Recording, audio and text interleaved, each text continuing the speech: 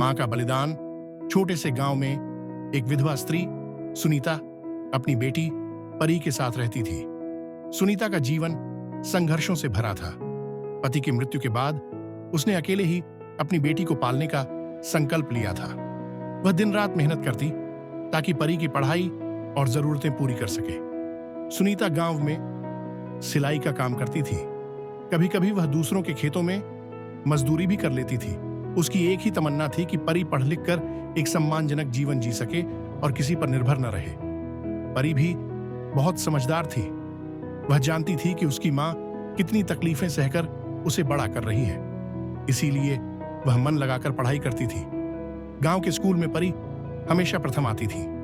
शिक्षक भी उसकी मेहनत से बहुत खुश रहते थे। एक दिन परी के स्कूल में शहर के एक बड़े कॉलेज के प्रोफेसर आए। उन्होंने परी से कुछ सवाल पूछे और उसके उत्तर सुनकर बहुत प्रभावित हुए। उन्होंने सुनीता से कहा, आपकी बेटी बहुत होशियार है।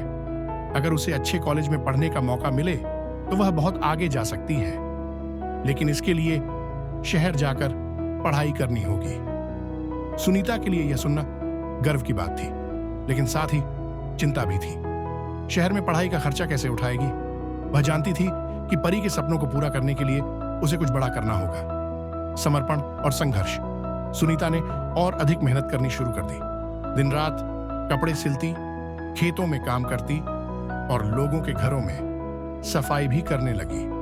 परी ने भी अपनी मां की मदद करने के लिए कुछ बच्चों को ट्यूशन पढ़ाना शुरू कर दिया। इसी बीच परी की परीक्षा का परिणाम आया। उसने पूरे जिले में टॉप किया था। अब उसे शहर के सबसे अच्छे कॉलेज में प्रवेश मिल सकता था।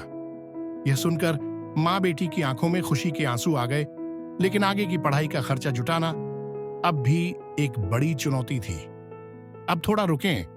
अगर आपको यह कहानी पसंद आ रही है और आप ऐसी और कहानियां पढ़ना चाहते हैं तो कृपया लाइक करें, सब्सक्राइब करें और अपनी राय कमेंट में दें। आपकी प्रतिक्रिया हमारे लिए बहुत महत्वपूर्ण है। न्याय और परिवर्तन। जब गांव के लोगों को पता चला कि सुनीता अपनी बेटी को पढ़ाने के लिए संघर्ष कर रही है, तो कुछ अच्छे लोगों ने उसकी मदद करने की सोची। गांव के सरपंच ने एक बैठक बुलाई और वहां सबने मिलकर निर्णय लिया कि परी की पढ़ाई के लिए चंदा इकट्ठा किया जाएगा। गांव के कई लोगों ने अपनी ओर से कुछ न कुछ मदद दी। किसी ने पैसे दिए, किसी ने किताबें, तो किसी ने परी के रहने और खाने की व्यवस्था करने की पेशकश की। यह देखकर सुनीता की आंखों में आंसू आ गए। उसने कभी नहीं सोचा था कि पूरा गांव उसकी बेटी के भविष्य को संवारने के लिए एकजुट हो जाएगा। आखिरकार परी का दाखिला शहर के कॉलेज में हो गया। वहां जाकर भी उसने अपनी मेहनत जारी रखी। उसने न केवल अपनी पढ़ाई पूरी की, बल्कि बाद में एक बड़ी कंपनी में नौकरी भी पाली। अब वह अपनी मां को आराम की जिंदगी देना चाहती थी। सफलता और सुखद अंत। कुछ वर्षों बाद परी एक सफल महिला बन गई। उसने गांव वापस आकर एक स्कूल खोला ताकि वहां की दूसरी लड़कियों को भी अच्छी शिक्षा मिल सके। सुनीता को अब अपनी बेटी पर गर्व था। उसने अपनी मां का हाथ थामा और कहा, मां, यह सब आपकी मेहनत और बलिदान की वजह से संभव हुआ है। अगर आपने संघर्ष न किया होता तो शायद मैं यहां तक नहीं पहुंच पाती। यह सुनकर सुनीता मुस्कुराई और बोली, मां का जीवन तभी सार्थक होता है जब उसकी संतान खुश और आत्मनिर्भर हो। कहानी से सीख। यह कहानी हमें सिखाती है कि कठिनाइयों से डरना नहीं चाहिए। मां बेटी का प्यार और समर्पण किसी भी बाधा को पार कर सकता है।